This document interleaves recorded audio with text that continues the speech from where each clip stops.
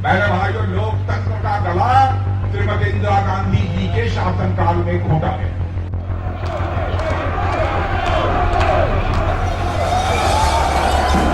Emergency का दौर, दो राजनीतिक कैदी, एक हाथ पसारे, दूसरा उस पर नजर टिकाए। टिकी नजर उठी, हाथ देखने वाला बुजुर्ग बोला, तुम एक दिन बहुत बड़े नेता बनोगे। हाथ जिस जवान का था वो बोला, कितना बड़ा गुप्ता जी? बुजुर्ग ने कहा, यूपी के सीएम जितना बड़ा। नौजवान हंस दिया, 24 साल का जो था, और उसकी पार्टी उस वक्त तीसरे चौथे नंबर पर रहती थी। ऐसे में सीएम बनना बहुत ज्यादा दूर की कौड़ी थी। दोस्तों, ये किसी फिल्म की ओपनिंग नहीं है, सच्चा किस्सा है जो आज भी लखनऊ में सुनाया जाता है। 15 साल पहले उस नौजवान का नाम राजनाथ सिंह था और वो बुजुर्ग थे जनसंघी दौर के नेता राम प्रकाश गुप्ता। साल 1951 में राजनाथ का जन्म वाराणसी के चकिया तहसील अंतर्गत बभोरा गांव में हुआ था। शुरुआती दिनों में एक छात्र के तौर पर राजनाथ सिंह बेहद प्रतिभावान थे। हालांकि इनकी रुचि राजनीति में थी, लिहाजा इनकी सियासी यात्रा की शुरुआत साल 1964 में हो गई, जब वो महज 13 साल की उम्र में राष्ट्रीय स्वयंसेवक संघ से जुड़े। साल 1972 में राजनाथ सिंह आरएसएस के मिर्जापुर के शाखा कार्यवाही के महासचिव भी बने और इसके ठीक 2 साल बाद साल 1974 में वे राजनीति में शामिल हो गए।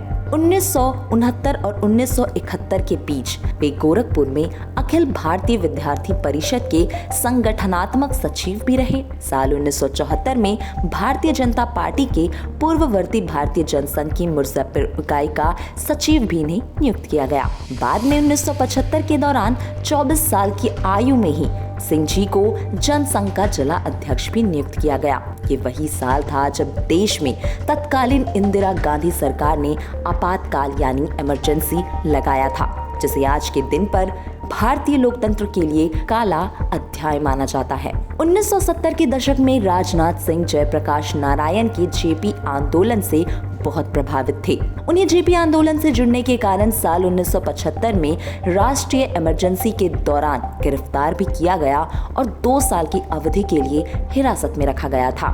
जेल से रिहा होने के बाद राजनाथ सिंह जयप्रकाश नारायण द्वारा स्थापित जनता पार्टी में शामिल हुए और 1977 में मिर्जापुर से विधानसभा चुनाव लड़ा। ये उनका पहला चुनाव था जिसमें उन्होंने प्रचंड जीत हासिल की और मिर्जापुर से विधानसभा के सदस्य के रूप में चुने गए। उस समय तक उन्होंने भारत की सियासत में काफी लोकप्रियता हासिल कर ली और बाद में 1980 में भाजपा में शामिल हुए और वे पार्टी के शुरुआती सदस्यों में से एक थे। साल 1984 में वे भाजपा युवा विंग के प्रदेश अध्यक्ष, 1986 में राष्ट्रीय महासचिव, 1988 में राष्ट्रीय अध्यक्ष और उत्तर प्रदेश विधान परिषद के लिए चुने गए। साल 1991 में उत्तर प्रदेश में पहली बार भारतीय जनता पार्टी की सरकार बनी और उन्हें शिक्षा मंत्री का पदभार मिला। यूपी की शिक्षा व्यवस्था को मॉडर्नाइज करने में राजनाथ सिंह का बड़ा इम्पोर्टेंट योगदान रहा। साल 2000 में उन्होंने बतौर मुख्यमंत्री यूपी की कमान संभाली और इसके बाद लगातार 2 बार हैदरगढ़ से विधायक चुने गए। हालांकि 2 साल के अंदर ही उन्होंने यूपी के मुख्यमंत्री पद से इस्तीफा दे दिया क्योंकि उस समय ग्राउंड टेस्ट के दौरान बीजेपी सरकार